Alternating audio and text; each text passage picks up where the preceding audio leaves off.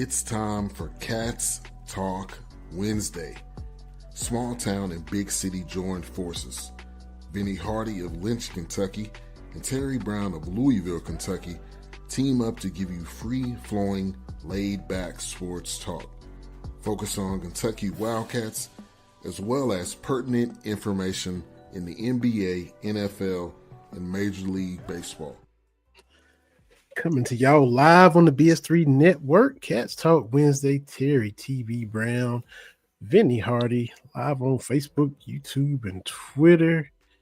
Talking UK stuff, even in the summertime when there's nothing to talk about. We still got stuff to talk about, CB. Funny how that works. We do, man. We had another bomb, and I guess you could call it recruiting, but Oweh is coming back, man. Mm-hmm. That's fantastic, and since he had his hair long in his "I'm coming back" video, and he has since cut it, this feels like he kind of knew what he wanted to do a while back. So I'm excited, but I'm gonna put that excitement on the shelf. I've already seen people lay out who they want to start, and it's not June yet. So with it not being June, I'm just gonna hang out and enjoy everything else. I don't know why. It has to be done now. We got a full roster, and we got to Big Blue Madness now until they, practice in front of us for the first time. I don't know, maybe September 28th. It'd still be plenty of time. I don't know. That's just me. I don't know. But the thing is, as we talk about Shea Gilgeous-Alexander, he didn't start until January. Yeah. So the point is, we don't know. Mm-hmm. Like we know when the guys come in, who's rated higher and all this kind of stuff, but you don't know what that looks like. We've all got dudes that played for Kentucky or other colleges, right? That you watch them play and you're like, oh, that dude's going to kill it in the league, right? And it doesn't happen. Mm-hmm. We have seen people have really good freshman, sophomore seasons, and they backslide that junior year. Like, you just don't know from year to year. So wait. Sometimes the coaches don't know. Like you just said, SJ didn't start till January.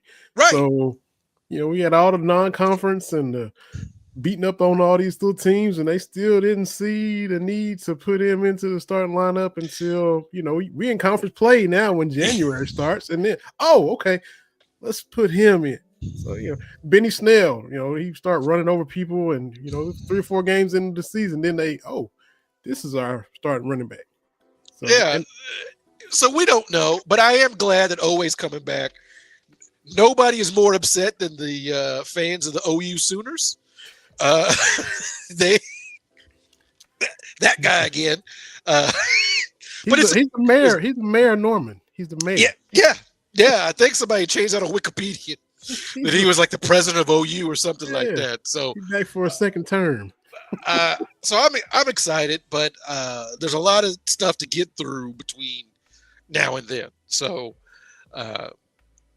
let's just chill. Yeah, and I say it all the time. If it's Big Blue Madness, they only got 6 players, then we can worry. But they got 13, 14, 15. I think it's at least 13 TV.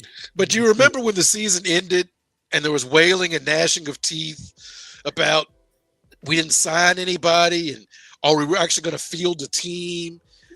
And, come on, man. People thought that the University of Kentucky would not field a men's basketball team. Is that what you thought? Like, they started recruiting as soon as we lost to Tennessee. Like, as soon as the buzzer sounded, they was on planes and in gyms and in tournaments and going to Peach Jam and all this. I mean, Coach Brooks, we had him on here, Figure, Fox. As soon as they lost, I mean, they might be finally taking a nap now, but they haven't stopped. And that's my thing. It's like their job is to coach. My job is to cheer. My job is not to break down film and look at tendencies. That's not what I want to do, right? Like, that's just it's not my skill set. I don't know what I'm looking at. So, we've got other people that do that. Coach Sisk, who we've had on here. Yeah. He put some nuggets out there. What is that guy? Brandon Ramsey? Is that his Yeah, name? yeah. Yeah, those people that do it and have a knack for it, I will watch. But, when it comes to recruiting and all this stuff, as I have said before, I refuse to believe that you have any working knowledge on the shooting guard at San Jose State or what the power forward from Drexel looks like. It's impossible to watch that much film unless it's your job. Yeah. You can't do a 9 to 5, have a family, do things. Watch Kentucky basketball. Mm-hmm. Watch some of the NBA that you might like during basketball season, and then be able to catalog with your own eyes. But people say they do it, so tip my hat to them. Yeah. So cool to have Oweh back. You got returning Oweh, Noah, Chandler, Brandon Garrison. So you got some guys now that are familiar with Pope, and he, we had this press conference and he was talking about how big of a jump the guys make in year 2 because they know his system and they don't have to think, and you don't have to, your decision making is exponentially faster. And now, they can show Jasper and Marino and Lowe that transferred in, all the guys incoming. You got guys that know the drill now, and you can kind of get that ball rolling, and here we go. Yeah, and I think one of those things too, not so much the coaching, not so much, playing the SEC, which is going to be a beast again. Mm-hmm. It's how do you deal with the fans? How do you deal with being a part of Big Blue Nation? I think some of those guys, Amari Williams and folks, talk about that was an issue last year. Not a bad issue, but it means something a little bit different to put the Kentucky jersey on. Mm-hmm. And I'm looking forward to the young guys and the new guys getting that experience. And I think in post press conference too, that even goes into guys they reach out to in the portal. You might be a stud, you might be this, you might be that, but if they don't feel that you can handle what it means to put that jersey on, they might just kind of back off from even wanting to continue to try to bring you in. That factors in. And the fact that he said the staff from year 1 to year 2, they weren't even used to coaching together as a complete staff. So that'll be better. And so lots of stuff to be excited about. Yeah, this kind of stuff takes time, man. That's the frustrating thing with all these discussions is all this stuff takes time. And I got my Caitlin Clark shirt on. The Fever 2-2. Okay. She got hurt, so she's out for a couple of weeks. Mm-hmm. But the Fever signed a bunch of folks, DeWanna Bonner and Tasha Howard, in the offseason to bolster up the roster. They got a new coach, new everything, right? Former Kentucky assistant Liv Dunn, involved with the Fever. She still follows me, by the way, on Twitter. And I have no idea why or when. Like, I have no idea. But whatever, But the Fever have struggled a little bit. And people are like, well, they shouldn't be looking like this. And look, I watched that documentary on the Dream Team. Mm-hmm. The greatest collection of basketball talent we've ever seen on one team. And they lost their first game. Cool. Even those people, this stuff takes time. I've had to explain to my wife, right? She's all in on Caitlin, right? They from the same hood. So I ain't mad about it. Just the same way, you bring Trent Noah on, you bring everybody from Harlan on. I'm fine with it. But she capes for, I don't want to say capes, but she's like, Caitlin. And I'm like, yes, they have seen her play. And they understand she throws passes like this, but it's different when you actually have to play. Mm-hmm. It's like, I can tell you, hey, John Elway's got a cannon. He's going to give you that Elway cross. I can tell you all day long. But until you out here running your routes and the ball's on you at the top of your route, now it starts clicking, right? Yeah. Now it starts, okay, this is what I have to do, right? She's going to put the ball here. Everybody's figured each other out. And so letting her understand, and I hope people that the ball knowers, basketball stuff takes time. I showed her a clip of Vince Carter talking about when he went to the Nets. Mm-hmm. And I think it was a regular season game. He's talking about Jay Kidd came down. It was like a 3-on-1 fast break. And Kidd throws the ball, and it's at the top of the backboard. And Carter goes and can't quite corral it, blah, blah, blah, blah. He said, hey, what do you, that was high. He's like, I just want to see what you can do. One, I wanted to see if I put it there, like, would you go get it? Like, that's the thing is I have to figure this stuff out. And so it takes time. That's why you have to have the reps, right? You know, we see it in football too. It just takes reps to figure this kind of stuff out and get to know people. So that's why everybody thought, you know, LeBron, Bosh, and Wade were just going to just go 82-0. That took time.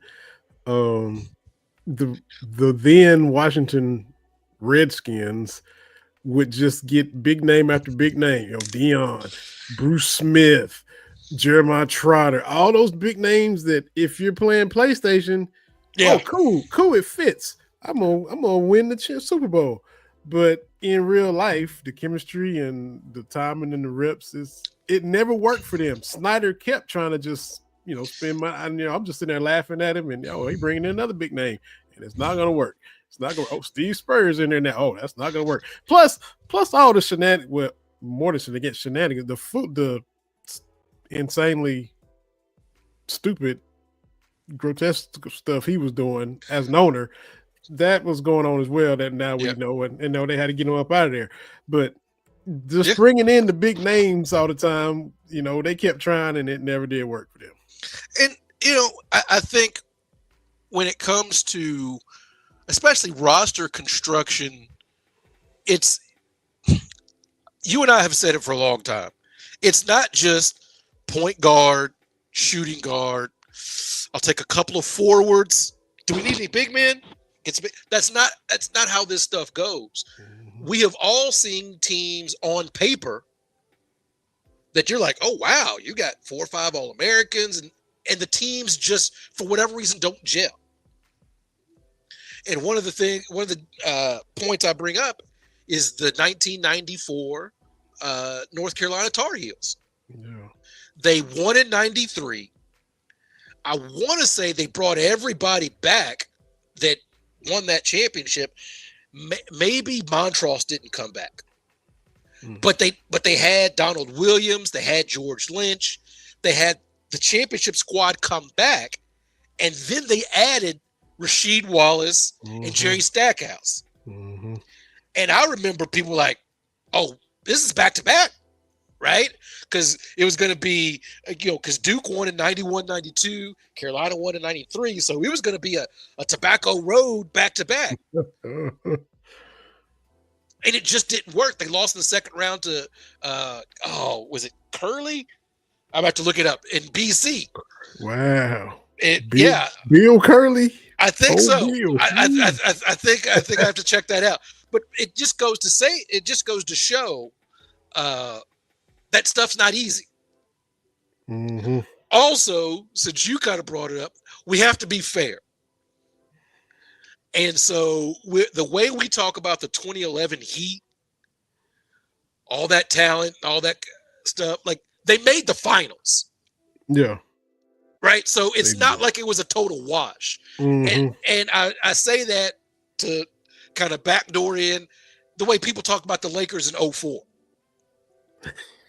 Because people bring up they added Gary Payton, they added Karl Malone, you still got Shaq and Kobe. And they went to the finals, embarrassing Tim Duncan along the way.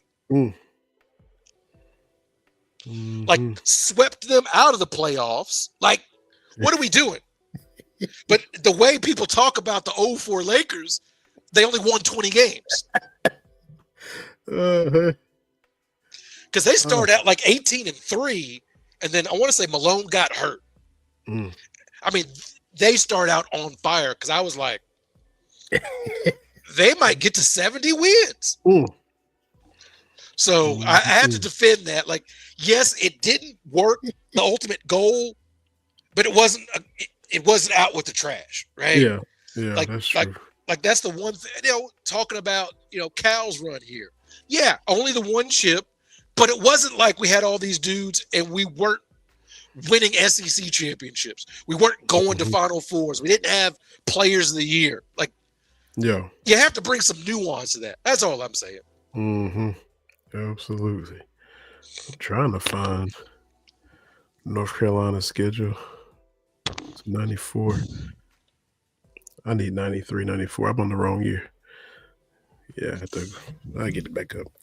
Oh, but yeah, one thing too I want to bring up, because still on the UK note, but talk about people not working out, and on paper it probably looks like you think it would, but what May is Mental Health Awareness Month, and you speak openly about it on several platforms across social media. I'm sure you saw the TikTok post that Khalil Whitney put out, and he was briefly here at Kentucky, left in the middle of the season, but he posted a picture of himself on the bench and said, "I probably just needed a hug."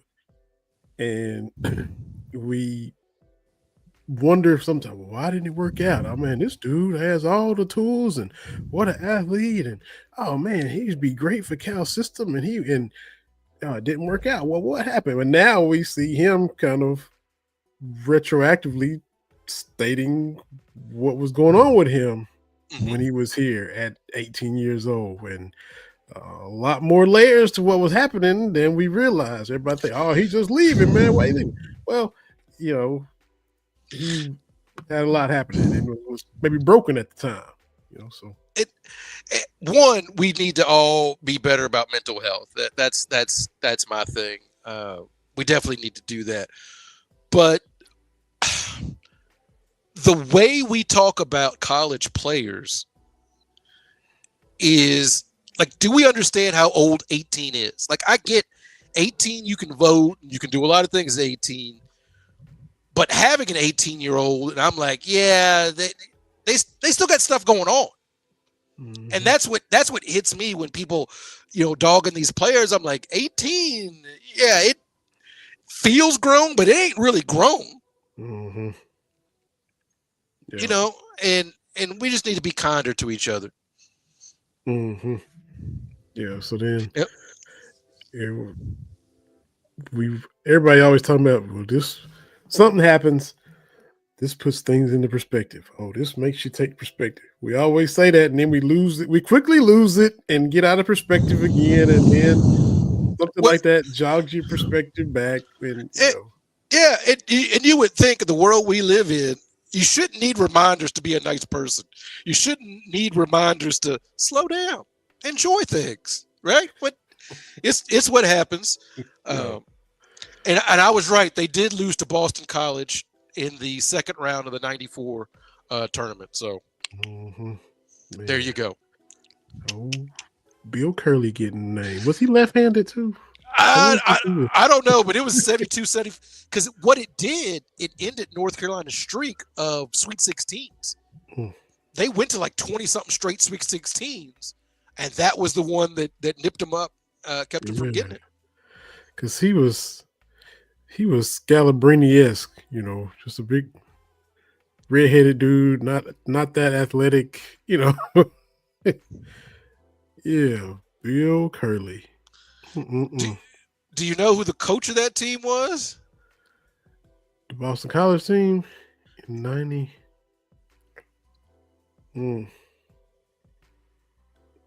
Wasn't O'Brien, was it? It was O'Brien. Was it? Okay. That's the only guess I had. Jim O'Brien. Yeah. To be clear, but O'Brien, way to go. OB, man. And I say that because he actually played for the Kentucky Colonels. So there you go. Who are celebrating the 50th anniversary of their championship right now, their ABA title with Issel and Artis Gilmore and Louis Dampier and all those. So 50 years ago, they beat. I think who they beat for the title. But I think Daryl Bird did a piece with Dan Issel and a lot of interviews and stuff. Reflect. And that team was coached by Hubie Brown, of course, coming in. We had Michael Tillery on the other day giving Hubie his flowers, where he just retired. But the way some of those ABA guys talk, the Colonels were good enough to win more than one. They were right there 4 or 5 years in a row, winning 60, 65, 68 games and getting knocked out in the tournament. But they broke through and got that one. And happy 50th anniversary on that season for the Colonels. Yeah. I'm glad Rick Bozich in Louisville used to write for the Courier-Journal. Beat the Pacers. Beat the Pacers. Yeah. Mm-hmm. Yeah. My bad. Just talking about on that anniversary, he was basically like, yeah, we kind of need to stop this NBA come to Louisville. It's not happening. Like, it's not going to come to Louisville. Louisville missed the boat. When the ABA NBA merger, the Colonels were a viable team. Better than the Pacers, the Spurs, and the Nets. Nets, and what, Denver too? Denver, yeah, right. So when you look at those teams at that point, when the merger happened, the Colonels were the jewel to move over. Yeah, but John Y. Brown wanted his money, and took that money and bought the Celtics. Which, good for him, but bad for the city. Mm-hmm. And so, what he was saying in this article is like, look, these teams aren't coming, right? The leagues aren't coming to Louisville. We're not going to get that. But Louisville's missed the boat. We could have had an NBA team. Could have had a Major League Baseball team. Did have a Major League Baseball team. But when the National League formed, they didn't want to play anymore. That's why we make the bats. Yeah. But like, that's the connection. and I bring that up because I'm wearing the Rockies today to give them some love. Neither one of us planned this, and both of us rocking baseball stuff. So this is not scripted at all, folks. But the Rockies' record is worse than the Louisville Colonels from like 1885. When we look at baseball, I was like, oh my God. It's so funny. So I looked it up. I looked up that team. The Louisville Colonels is like 18 whatever. And basically they were terrible. And then like the next year they started making the bats in Louisville. That's how they started making Louisville Slugger. Like, they just said, y'all aren't a team anymore. Y'all have a bat factory instead. Really, like, wow. Yeah. So we had the opportunity because Cincinnati, famously the Reds, the first professional baseball team. Well, they played people in Louisville, right? Because Louisville's close. Mm-hmm. And so Louisville's had a lot of good players come through here. The Louisville Colonels. Honus Wagner played here. I'm saying here. So yeah, but Louisville just missing the boat. They played in the American Association from 1882 to 1891, then joined the National League 1892 to 1899. Yep. But then when it got serious, they disbanded. When it started picking up steam, Louisville's always about missing the boat. But then, like, even with like you're born and raised in Louisville, know the city inside and out, got family in Memphis. Mama B, your mother is from Cordova, right there beside of Memphis. Cordova. You know both of these cities well. If Memphis can have a NBA team, Louisville, you just think never can. Compare both cities. Take emotion out of it. You think Louisville's a better city than Memphis, or more NBA ready city than Memphis? Size wise, market wise, all the factors that NBA looks at. I don't think there's enough big companies in Louisville to support a professional team. You have to have big corporations You have to have the population. Mm-hmm. And as Rick Bozich pointed out, and I agree, I don't think people from the state of Kentucky would go to see a game in Louisville. Whereas like people in Illinois will go watch the Bulls play, go watch the Bears play, go watch Bulls, Bears, White Sox, Cubs. Mm-hmm. You need that more than just your metro. You need people from your extended metro. And I agree with it. I don't think we'll see enough people. If Louisville had something, nobody from Kentucky, shouldn't say nobody, but people wouldn't come because Kentuckians hate Louisville. Which is part of the reason that they used to rotate the boys Sweet 16, but people won't come to Louisville. They used to rotate the football playoffs. No, like people won't come to Louisville. It's one of those things where I think every state's got this dynamic, right? Where it's the big city versus everybody else. I think just personally, it's a lot more toxic in Kentucky than most states. Because I do believe that you got crazies everywhere, but I think the average Illinoisan will say, hey, we kind of need Chicago. The average person from New York State understands, hey, New York City makes this go, right? If you're in huge Texas, right, then you understand Dallas, Houston, they kind of got to do their thing, right? Even in Memphis, things are kind of split between Nashville or in Tennessee between Nashville and Memphis. I've just not seen a lot of stuff as antagonistic as what we have in the Commonwealth of Kentucky. Even Oklahoma City, like what is Alpo there? They make dog food. Is that the main thing down there? The Oklahoma City is an outlier because a billionaire bought it and he wanted the team in his hometown. Now, if I become a billionaire and I buy the, Brooklyn Nets, yeah, I might move them to Louisville. Right. But when people are like, oh, it worked in Oklahoma City, keep in mind when we talk about that, before they left Seattle, who did they draft? Kevin Durant? Yeah, it was like Kevin Durant and then Westbrook in back-to-back drafts, right? And then I think maybe Harden was like a year after that. Yeah. Or something like that. So when you draft 3 Hall of Famers in consecutive drafts and you get good, that's what people miss when we talk about a team coming here. You have to be good pretty early on to build up that momentum. As I've explained to you, that's why the Lakers and the Dodgers worked, because within a year of getting out west, they're either winning a World Series or going to the NBA Finals. That's what got them going, right? Look at Jacksonville, the Jaguars. Remember, it was like year 2 or 3. The Jaguars were in the championship game, and so were the Panthers. Yeah. That's how you do it. It's not, you got all these metrics, but are you good? Beating whoever the 1 seed was that year. Brunel and them was beating them. Tony Baselli.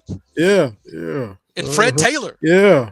Who is underrated. If Jimmy Smith. You start looking at all those numbers, Fred Taylor may be he may be on the most underrated running back list when you look at what he's done. So I would love to have a pro team in Louisville, but it's not happening, man. We are a triple A city. Yeah. We just need to focus on being the best triple A city we can be. But we're not going to catch Indy because Indy is built for big things, Super Bowls and Final Fours. We're not going to do that. We're not St. Louis, right? We're not Memphis or Nashville.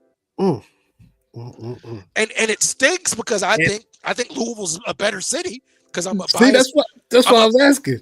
Yeah, I mean, no shade to Memphis. I mean I mean it in the best way, but went to Memphis and went all over the city and all downtown, and Memphis just seemed like a kind of a tired city to me. It's kind of tired. It's a little older. It's a little like, I need to take a nap.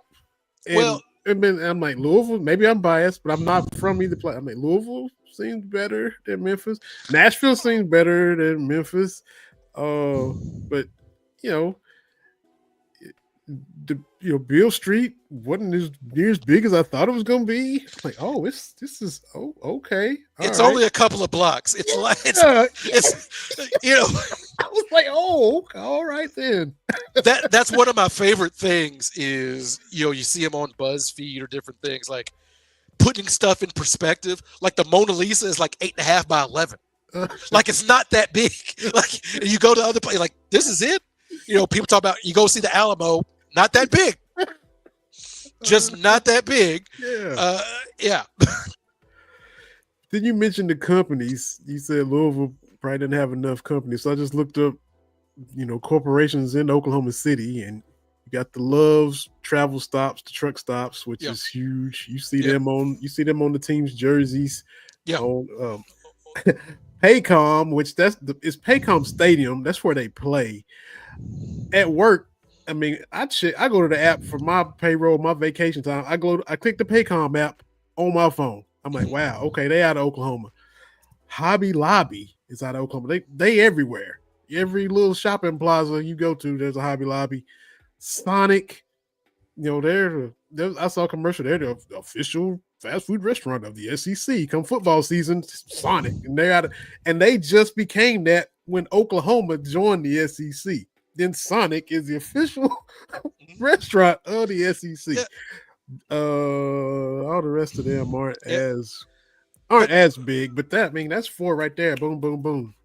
But Louisville, we got UPS, we got Yum. Yeah. Yeah. And Yum is tied up to U of L and the Yum Center. So what I don't know. I just don't think it'll ever happen. It sounds good, but no, they're not coming.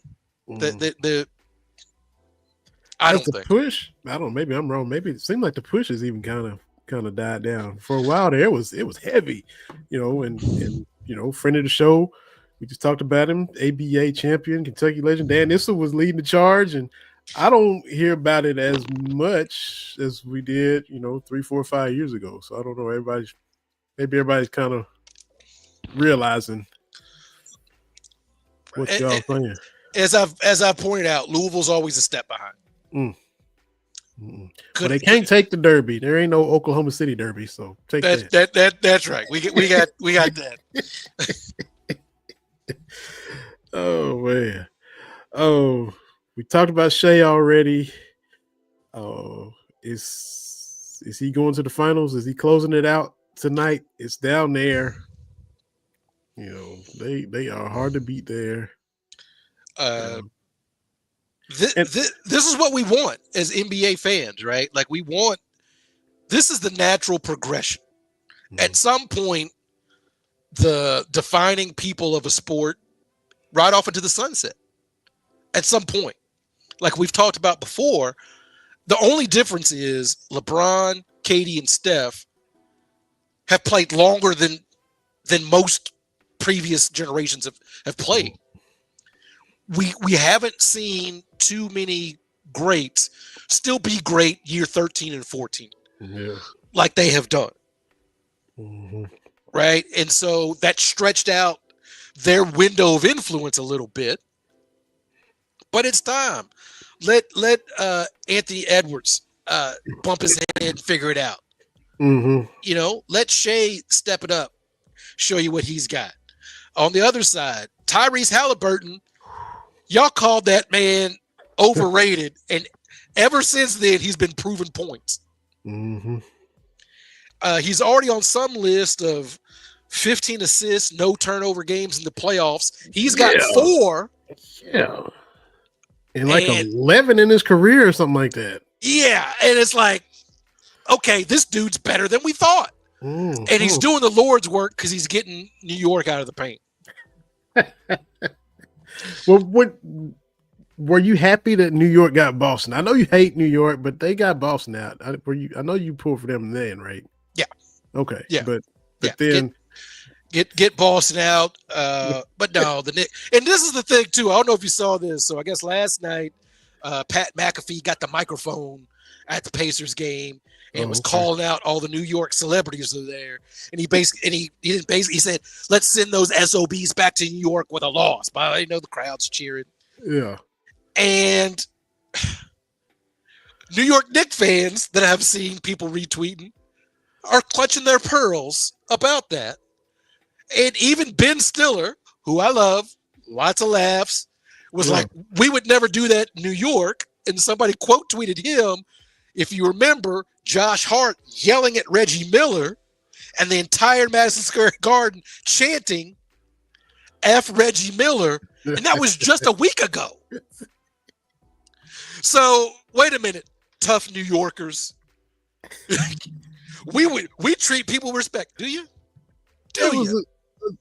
A dude in the Pacers jersey was just walking around the city, minding his own business, and they act like Eagles fans. They were throwing stuff at him and hitting him and kicking him, and he wasn't even stirring anything up. He's just trying to walk down the street. And so well, and the thing too about some of these, like, I like that Philadelphia fans like, yeah, we deserve that.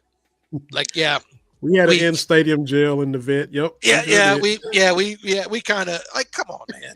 But New York fans, oh no, we would never do that. Come on, man. Like, y'all just last week had 15,000 people chanting at Reggie Miller. Yeah. And then they mad because Reggie Miller's doing the games. And it was just last year, Game 7 between the Pacers and the Knicks. That's when we had the Stephen A. Smith. They followed his arrival and him walking through the tunnel and dapping people up and following him to his seat. What do we do? Like his pregame routine, right? And so let me get this straight, New York fans. Y'all just the poor Knickerbockers. Just why the people? No, come on, man. That's why, as a Kentucky fan, you ain't never gonna hear me talk like that. Right. Did you see how they booed the Kentucky basketball team in Tennessee? As they should. No, they do. Hey, and they vicious. They vicious. which brings me to something else. I'm gonna step on some toes here. Got my Caitlin Clark shirt on. Mm-hmm. One, the WNBA is unserious. They concluded their investigation that there was racist abuse hurled at Angel Reese in the Sky 9 days ago. Probably longer than that. 11 days ago. Whatever. Came up with nothing. All because somebody on Twitter said they heard monkey noises on the broadcast. All I said was, if somebody's making monkey noises loud enough to hear on the broadcast, somebody would have seen something in the arena. But nothing happened. My thing is, as a professional league, you can't take your cues from social media, from someone who wasn't even in the building. Right? And so WNBA is like, we looked at it, nothing happened. The people still mad. And I'm like, okay. Is it right that when opposing team goes someplace, people will boo and maybe say things to get across that line? No, but it happens. It absolutely happens. You're going to get booed. If you're playing my team video, I'll be like, boo, Hardy, you suck. Yo. That's not a hostile environment. Mm-hmm. Well, do you think that people should be have to face racism? I do not. I have a lot of people when I'm like, wait a minute now, let's talk this out. Well, you just saying that because your wife is from West Des Moines, Iowa. It's true, she is, but come on. You've got these people that want the Fever and the Fever fans to be some outliers with their racism. And I'm like, you might have a couple of people in there being ridiculous. That's par for the course. You can't get 15,000 people and not have some jackasses. Mm-hmm. But the way they portray it is that there's monkey sounds and hard R chants. And I'm like, I'm gonna need to see some proof.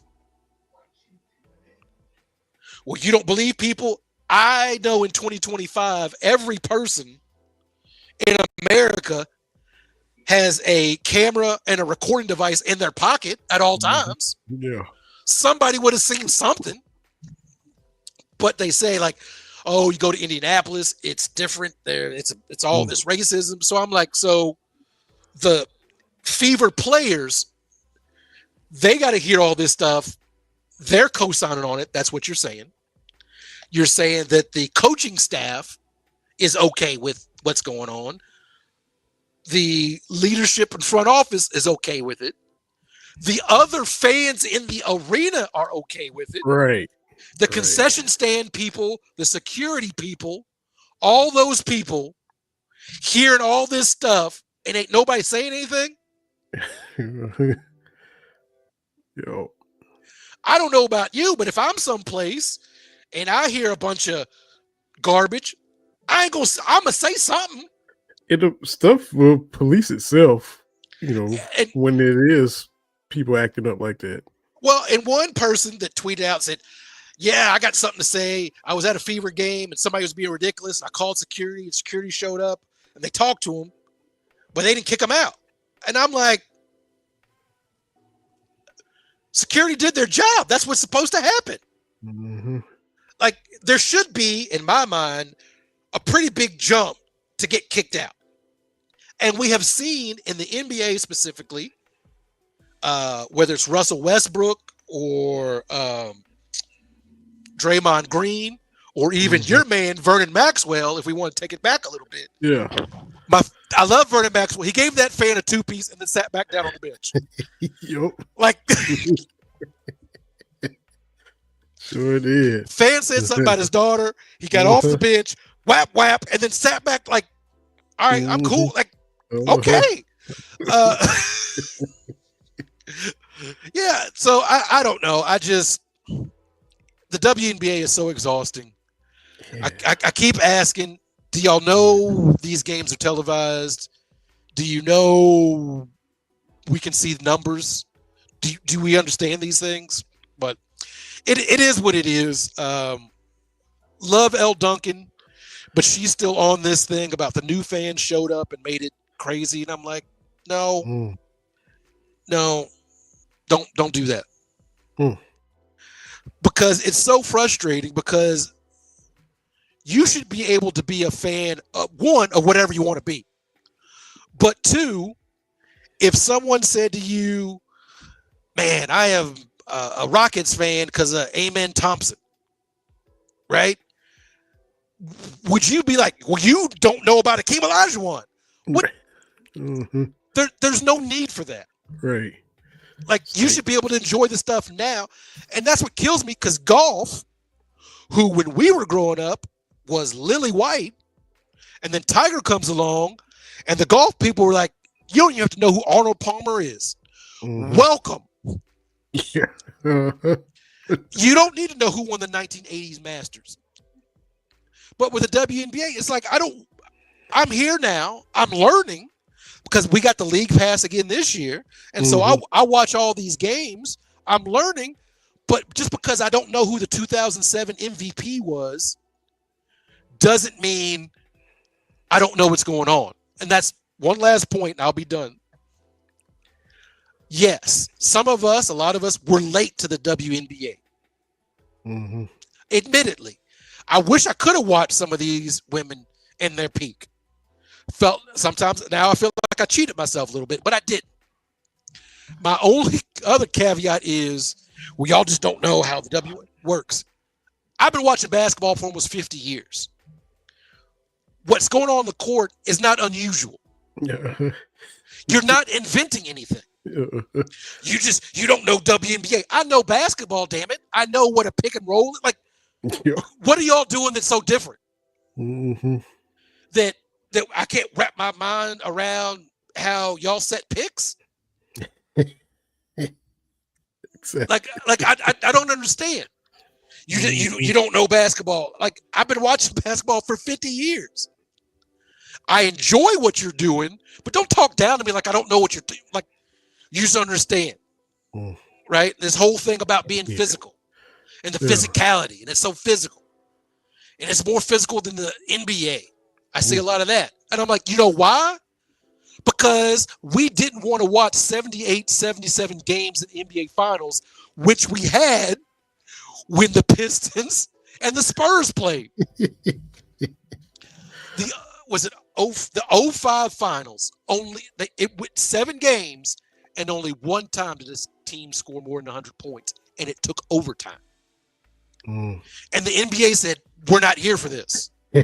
We're not doing this." Like, go back and watch those late 90s, early 2000s games.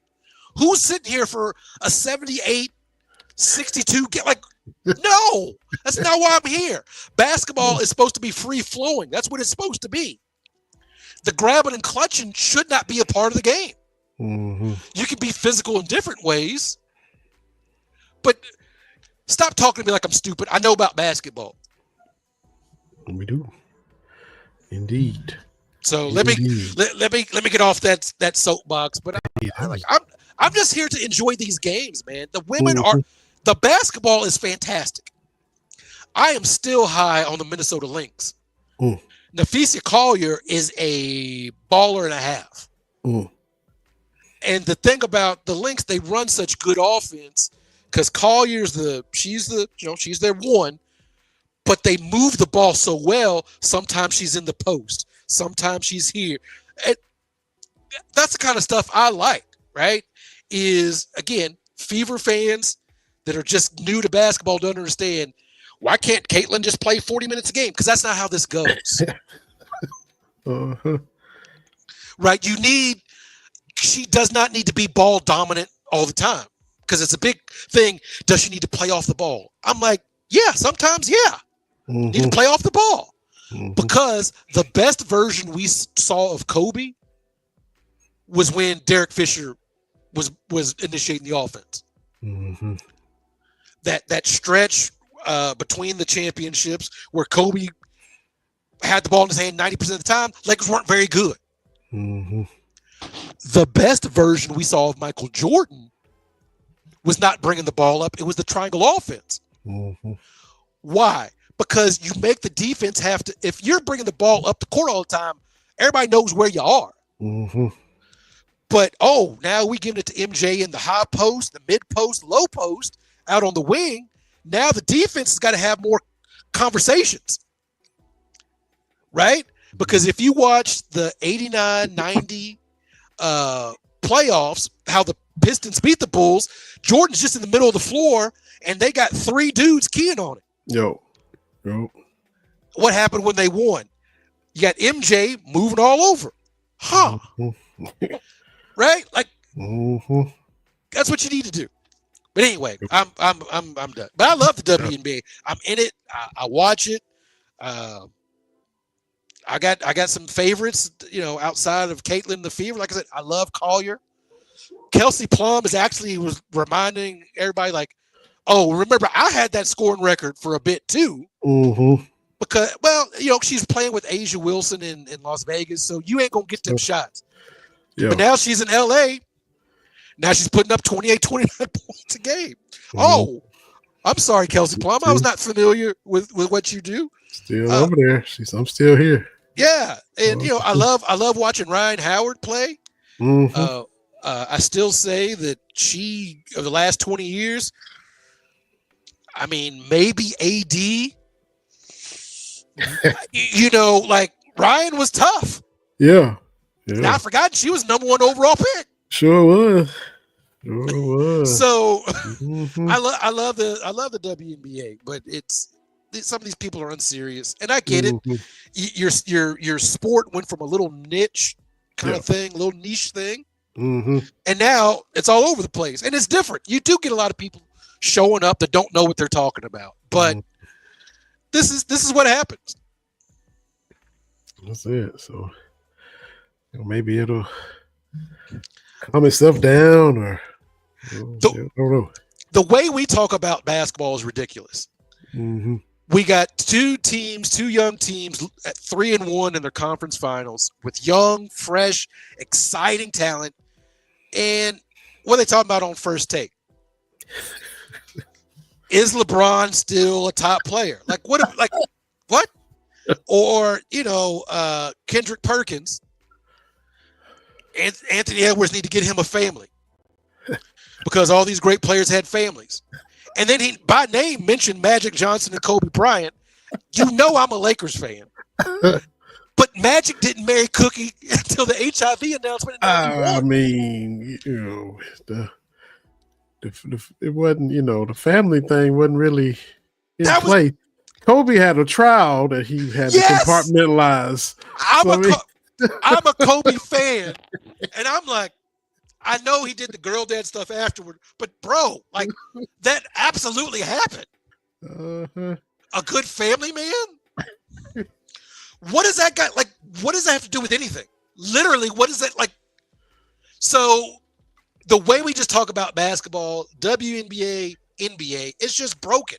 Ooh. Who's the face of the league? Who gives a shit? Like, it doesn't matter. Like, also, people talk about face of the league, and a lot of people talk about it's going to be Indy versus Oklahoma City in the finals. And small market, all this kind of stuff. One, I say boo to who. We have seen small markets become blue bloods, for lack of a better word. You went to Green Bay. What is in Green Bay besides the Packers? Mm-hmm. But they make it work. Mm-hmm. Why? Because they win. That is the bottom line, most important thing. Win. It doesn't matter where you are. People are like, oh, the NBA is just all about the big market teams. Milwaukee, Denver, I'm missing something. Have just won Oklahoma City. Like, what are you talking about? Yes, I get they talk about, the Lakers. I get that. And, they talk about your Cowboys. Mm-hmm. But you can make it work if you win. That's the bottom line. Because what did I say 20 minutes ago? The Lakers and Dodgers became a thing because they won. It wasn't just because they were in LA. If that was the cure, the Kings would have more championships. The Clippers would have more championships. A championship. Anaheim, the Angels would have a championship. Like, if it was just like that. If it was just big markets, the Knicks wouldn't be sitting at 50 years without a championship. Mm-hmm. Or the Jets. If it was just about big markets, mm-hmm. If it was just about the teams winning that we talk about, your Cowboys would have more championships. But that's not what it is. Mm-hmm. My only thing was, when it comes to the NBA, Adam Silver wanted this parity. Yeah. I'm just of the impression it's like, that's not what the NBA does. Mm-hmm. We're going to have 7 straight different champions counting this year. Mm-hmm. That's not what the NBA does. No. And so my whole thing is that going to be, is that sustainable? Because that's not the NBA's identity. Yeah, it's weird. You've got the Lakers of the 50s when they're in Minneapolis. Mm-hmm. You've got the Celtics of the 60s. Now, the 70s, you get a lot of hodgepodge. The Bullets win. The Sonics win. Mm-hmm. The Warriors win. Yeah.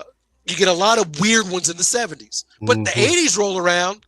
Lakers, Celtics, right? Bulls of the 90s, right? And then you've got, in the 2000s, you got the Lakers and the Spurs winning 10 out of 13. Yep. So I don't know what that looks like for the NBA because the repeat thing used to be the NBA's thing. Yeah. It used to be, it wasn't, did you win the 1 chip? Did you get back for 2? Mm-hmm. Because that's what the greats had done. Right. Right? So, I don't know. We'll see. I'm still going to watch the NBA, but. Oh, no doubt. Yeah. I'm still going to be there watching the. But thank you, Tyrese Halliburton. Yeah. Because tomorrow night, the Knicks will be out more than likely. Well, it's in New York, though. It's in New York. I don't know. They got a better chance. They got a better chance tomorrow than Minnesota does tonight. I'll say that. Yes. But staying with the NBA, you just mentioned Jordan and how it was a struggle with Doug Collins, and then Phil came in and tweaked it and all that. MJ coming back to be on the mic as an analyst or give some commentary. We backtrack. We should talk about this last week and missed it, but it's still. And I get that he's MJ, but my whole thing is, what is he going to say? Like, there's a fine line between former players being analysts and bringing insight, and as I point out with Kendrick Perkins, a bunch of rambling. And no, I'm not comparing MJ to Kendrick Perkins, because if you remember, Magic Johnson did color, and it was terrible. It was terrible. Dick Enberg, I just can imagine his face, like, because I love Magic. After Jerry, he's my number 2 all time, right? Yeah. But he did commentary like how he tweets. Who game is it? It's Michael Jordan game. That's right. That's exactly it. So, but do we know if Michael Jordan has any insight? Because a lot of times what happens, the great greats, they can't communicate to regular people. It doesn't work. They don't make good coaches. Yeah. Is Larry Bird the best Hall of Fame player to turn coach? I mean, I have to look at baseball probably, but even some of the best baseball players, Joe Torre wasn't a great, right. What did Bobby Cox do? Like, what was his playing career like? Even Tony La Russa. Man, my man with the toothpick. You know what I'm talking about. Oh, Dusty. Dusty was good, man. Solid. Yeah. But right. there's that difference. So we'll see. Is it going to be cool to watch Michael Jordan do? Yeah, but outside of his Hall of Fame speech, I don't know if I've heard him ever speak at length on anything. Right. Yeah, it's been a while since anybody heard it. I mean, these young kids know him as a NASCAR owner now more than or the shoe guy. Like they've lost that frame of reference. Which reminds me, I saw something today talking about the top 5 most influential basketball players, and of course Jordan won. I think Kobe was on there, and I'm like, I don't know what does influential mean? Like, what do you mean on the court? What do you mean, right? But I'm like, you have to put Wilt Chamberlain on the list, simply because the way the game looks is because of Wilt Chamberlain. Yeah. From widening the lane to 3 seconds call to goaltending, offensive and defensive. And do you know why on a free throw you have to stay behind the line? Because in 1956, Wilt Chamberlain could shoot his free throw. He could, from a standstill jump, shoot his free throw and jump and dunk a free throw. That's why, because if you shoot a 3, right, it's from where you take off, right? Mm-hmm. But because of Wilt Chamberlain. So he was taking the throw out of it. Yeah, he was just lining up and just jumping and dunking. They're like, no. Wow. That's crazy. And so all these rules, right? Mm-hmm. I get it. MJ took the league to the next level. If you want to put him 1 or 1A, no problem. Kobe had his influence. Iverson had his influence. But I think it's not so much basketball with those guys more than just everything else. But pure basketball, you got to put Wilt on there. You got to put Kareem on there. Do you know how good you have to be at dunking for them to be like, all right, can't nobody dunk? Mm-hmm. Mm-hmm.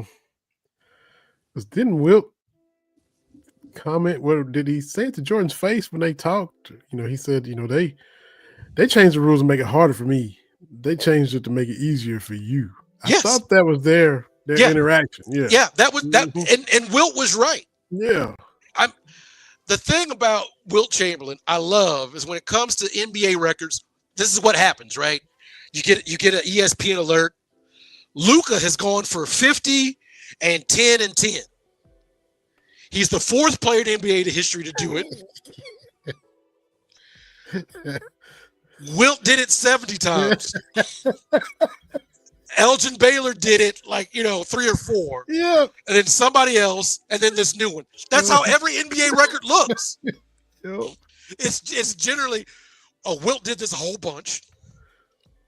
Mm-hmm. It's scoring, it is Elgin Baylor. A couple other people. That's how it looks. And I get it. It's not, the league is different now and all this kind of stuff, but come on, man. Yeah. They told Wilt he didn't pass, and to prove a point, he led the league in assists.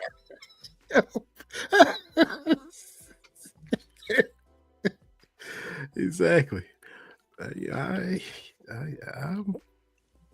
might be with you on that, Michelle, since it's in New York. But these playoffs, man, they're wild. So many 20-point comebacks, home or away.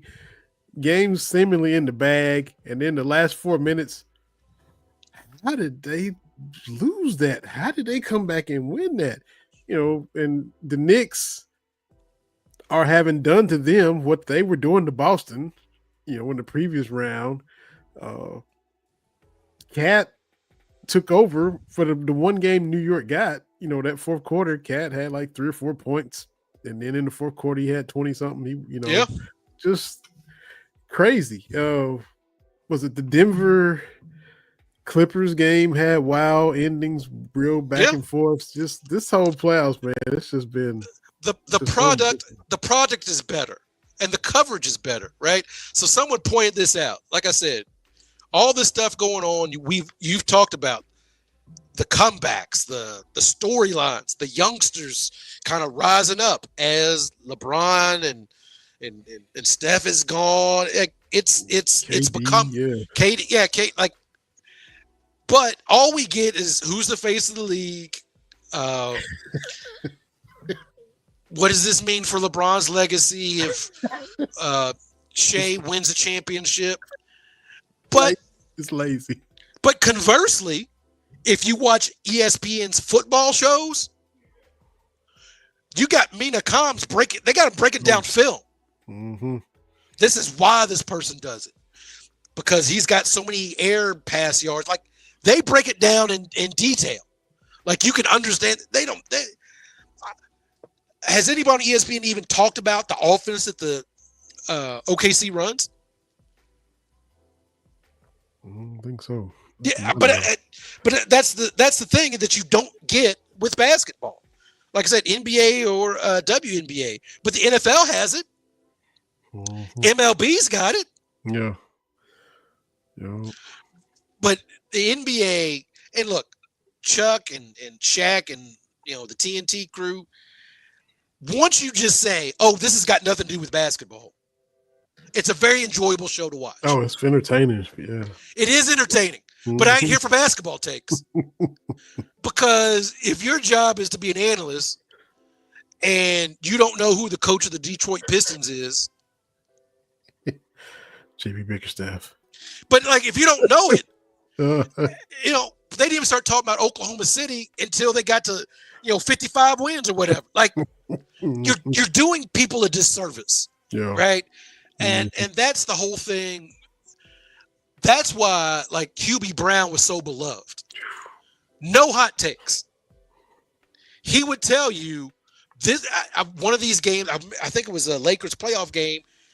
Rasheed Wallace went off, just off, and it was basically he had Hubie Brown said he had found the space to keep Shaq at bay, and I think it was Horace Grant guarding him at that point. But the way he explained it, it wasn't like Shaq's trash and Grant's trash. It's Rasheed has figured this out. Give me that. more than he can't be the face of the league because he doesn't have a wife. What the hell does that even mean, man? Yeah. You know, should Philip Rivers been the face of the NFL because he had 13 kids? Or like, what are we doing? What are we?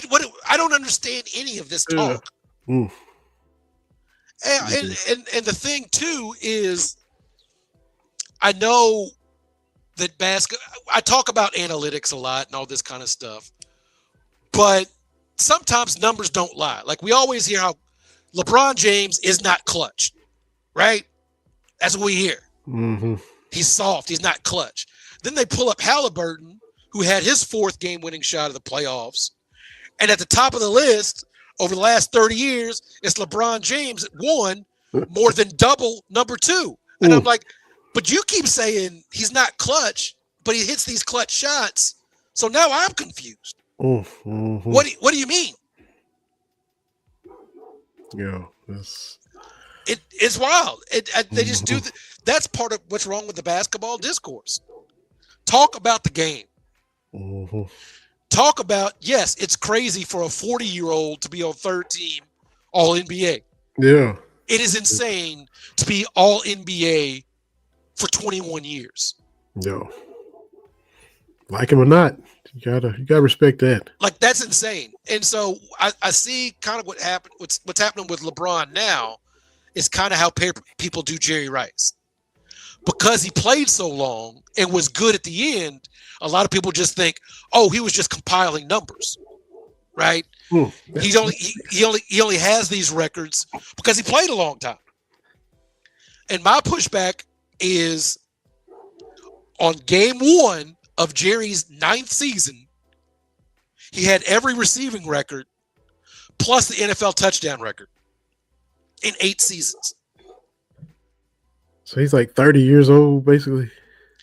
Everything that Jerry Rice did after 1994 is just icing on the cake. Like they talk about compiling, like ring chasing, just hanging. To me, that's like you barely hanging on. Right. Like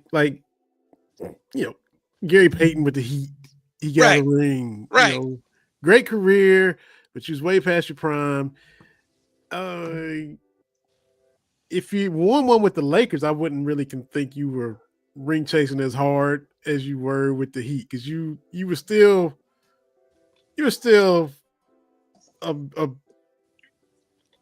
had some game when you was with the Lakers. Do you remember Gary? With the Heat, when you was with the Heat, you just down there kicking it. Shaq and D Wade. You just really along for the ride at that point. Do you remember when he played for the Bucks?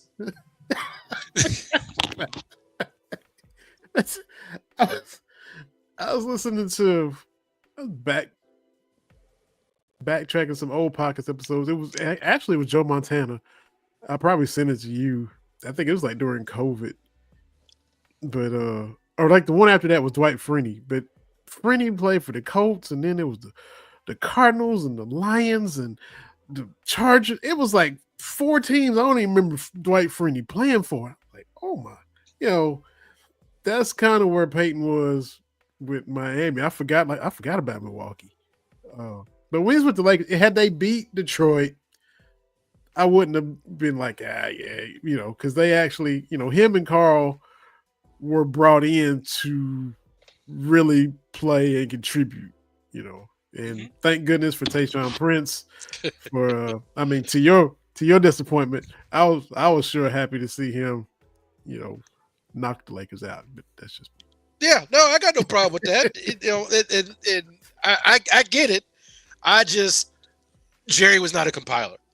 Right. He wasn't just hanging around until Seattle or Denver. Maybe he was when he was like 39 or 40.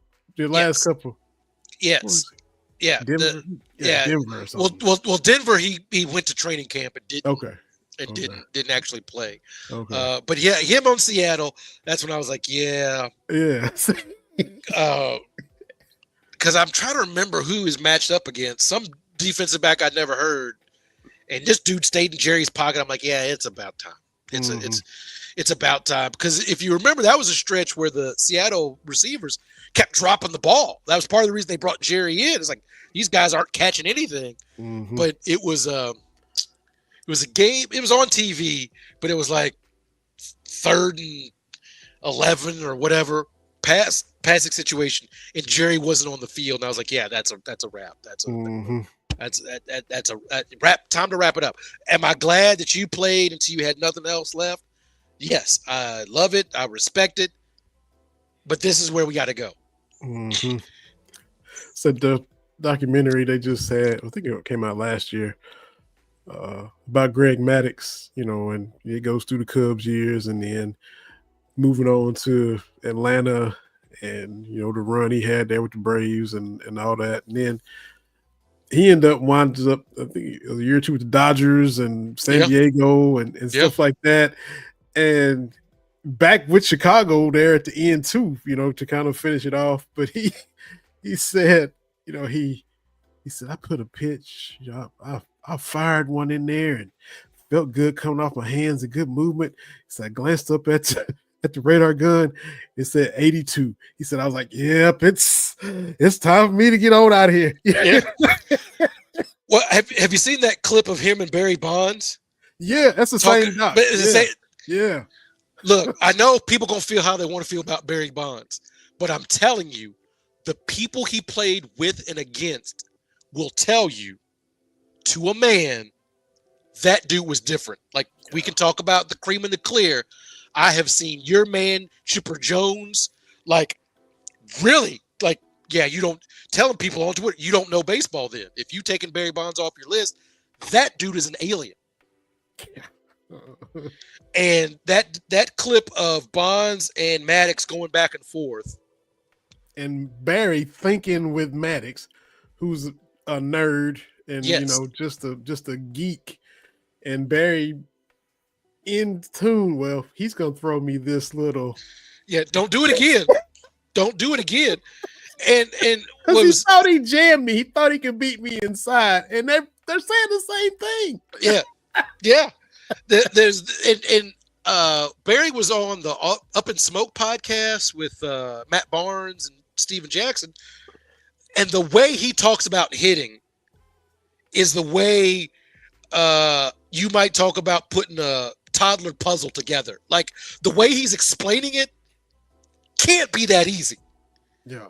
Because he said, what? The pitcher throws it, the catcher catches it. He said, all I'm doing is catching the ball with my bat. And I'm like, that sounds ridiculously easy. The way you're breaking it down. Like, it makes sense, but then I'm like, hitting a baseball is hard to do, but you're like, yeah, I can do this all day. And I'm like, what? But the people that Barry played with and against still talk about, I tell people, he's the best baseball player I've ever seen. Mm-hmm. And people can, whatever. I know what I saw. And what I saw, that dude was awesome. Me and Dad, I was about 12. We just random. I was already a Braves fan. My dad never cared for the Reds. We just random went to Cincinnati, went to Riverfront. It was 1990, the year the Reds went on to win the World Series. But Barry and Van Slyke and all those guys, Barry Larkin on the Reds, Chris Sabo in his goggles, and Barry went yard that day. Sitting there in Riverfront and a rocket out the right field, and I'm like, that's cool. Watching Barry. But best baseball player I've ever seen. Yeah. And that's the thing. Remember, he was 400 before steroids. Mm-hmm. And as of this recording, he's still the only member of the 400 club. Mm-hmm. Dude was different. Mm-hmm. Like, I'm sorry that, the steroids and all that, but dude was different. Yeah. That's all I'm saying. Mm-hmm. Was it? I don't know if it was the Braves. I don't know. It might have been the Braves. Might have been Glavine or somebody. Threw him a changeup, fooled him. He lunged out. You're supposed to keep your shoulder back and don't get over your front foot. And he actually, and recoiled and still hit it out.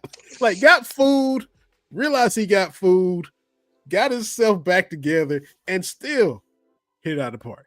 Like, what you supposed to do with that? Even if you're like, oh, steroids, if that's your take, fine. But that early 2000, 2001, 2002 Barry Bonds was different. That man saw one pitch every 3 games, and he crushed it. Yeah. One hittable pitch. Yeah. Like, the insane discipline. That ain't got nothing to do with steroids, man. That's, I'm sorry, he's lefty. He's staying in there. Oh, this is my pitch for the week. Bam! Like, Yep. And just the intentional walk. Like, it is. Look, man. If you kids didn't see Barry, dude was good. Mm-hmm. And every time I'm like, he's the best I ever saw. Did you see? Yes. I am almost 50. Did you see Ken Griffey? Yes, I did. Love Ken Griffey Jr. Fantastic. The most imitated batting stance swing ever, right? I don't know anybody that picked up a bat that didn't that didn't, do the junior swing. But he wasn't Barry. Yeah. I mean, I love Junior. Mm-hmm. Absolutely. Yeah. I love the fact that he's a photographer now, which is man. him and Randy Johnson. Like, that's great. Like, you done this, do something fun. Yeah. Why not take pictures, right? Yeah. And a good photographer too. Right. Because one of his photos got picked up for something. Like, look at this. Mm-hmm. When he was at the Derby, wasn't he? He was at the Derby. That's what I think. That's what it was. It was the Derby. I was like, all right, Ken Griffey Jr. That's why I want to go back, so I can, I'll run into Ken Griffey Jr. this time. Yeah, Ken Griffey, Warren Moon, all of you. That's right, man. I just like that Lord, because it was so random. It wasn't even at a thing. He was just waiting at the bar at a hotel, and I was like, "That's Warren Moon." Wow. I'm gonna say something to Warren Moon. Yeah, Mr. Moon, how are you? Like, it wasn't even at a shindig. Man, that's awesome. That's awesome. Oh, we talk about prime time all the time. We'll work that in at different points in time, especially in football season. But Around the Horn just ended a couple days ago. Tony Reale and Woody Page and Bob Ryan, Bomani Jones, and there was a point where I used to watch it a lot. Towards the end, these past few years, I didn't watch it a lot, but there was a period where it was part of your day. You get home from work, because not a kid like a teenager like Sports Center all day on loop, but you grown and working, and you get home from work, and then here come Around the Horn. Around the Horn and PTI, I see people like, oh, when I was in school, I'm like, oh my God, I was 25 when it started. I was working, had a full-time job, and I didn't quite have kids, but during its peak, I had kids and stuff. Y'all was in school. Yeah. It's really hard to tell people, or the younger people, right? And I get like my parents' frustration with generation. Like, there's just that gap, like things you don't understand. Explaining to the people how ESPN got to be ESPN. Mm-hmm. Because it was appointment viewing, right? Mm-hmm. You got those sports centers during the week, start them at 7, then they repeat, then you get a new one at 12. I think used to be the thing. Like, I remember that. NFL primetime. Man, all your little highlight shows stole from that. Mm-hmm. I mean, we've talked about it before when they kind of redid the Tom Jackson, Chris Berman thing, but that was perfect. Yeah. And then it led right into the Sunday night game. Right. You knew you were, because back before you could see every game, that was the only way you got it. Mm-hmm. You saw, I think my Niners won. How did they do it? And then you get this. Yeah. And Chris Berman, some of those nicknames were reaches. Mm-hmm. Some of them I'm like, I don't know, but whatever, Ricky running waters, and things of that nature. Uh-huh. But ESPN, I would watch Up Close. I would watch sports reporters. I would watch, a little bit later on PTI and that. but now we just get a bunch of people yelling at each other. Mm-hmm. And I think we're worse off for it. Mm-hmm. Yep. And Tony Reali got his start as Stat Boy Reali, and he come in and what did we mess up? Yeah, he's the same age as us. He's 24 when he moves over to Around the Horn, and he's 47, 48 now. Been there half his life doing that same thing. More episodes than Oprah and more episodes than Letterman, and And the thing I really liked about Around the Horn was, once I figured out the scoring is arbitrary, so you got to take that out. It doesn't mean anything. Okay, but what you had initially was sports writers that knew what they were talking about. Mm-hmm. I think we forget because there's more personality stuff, but Stephen A. Smith got his start as a newspaper reporter. Yeah. All these guys, the Woody Pages, the Bob Ryan, right? Mm-hmm. They covered, they knew what they were talking about. And really, Around the Horn, you didn't get a whole lot of hot takes. You had different voices, right? Because you had female sports folks on there, the Sarah Spains and the Kate Fagans. You had back. Yeah. Mm-hmm. So you had those, the Bomani Jones. So you had Clinton Yates. You had Kevin Blackistone. You had Michael Smith. You had J.A. Adonde. Mm-hmm. All those folks. So you got different perspectives. Plus, they had people from different parts of the country. You had Bob Ryan from Boston. You had T.J. Calisall from Dallas, I think. Yeah. You had Bill Platchkey from California. Woody Hayes is in Denver. And so even Jay Mariotti for, even, from Chicago. So you had different voices coming through. Max Kellerman, too, before Reality, but yeah. Max Kellerman is the dude, ESPN, I don't want to get, Max Kellerman deserves better. I'll leave it like that. But Around the Horn just works, right? You get different guests talking about different things, bringing up stuff that you don't even really think about. Mm-hmm. And so there's a benefit to that. Yeah. Then the FaceTime was kind of like, y'all would do on Round the Shots. Y'all do y'all's final shot, to FaceTime everybody, pop up or whatever. It didn't have to be related to anything that you just talked about. It's just 30 seconds, 40 seconds, whatever you got that you want to say. And it was a great format. Mm-hmm. And so I get ESPN's moving away from that kind of stuff. But I don't know. The end of an era. Yeah, that's it. Well, that's the end of our show. And we appreciate everybody that watched on Twitter. And it's going to be up on YouTube and Facebook. And you can listen on Spotify and a host of other platforms. Thanks to BS3 Network.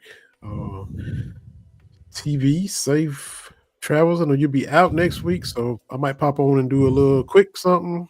And depending on what's going on. But tell Mama B hello and all the family in the Ville.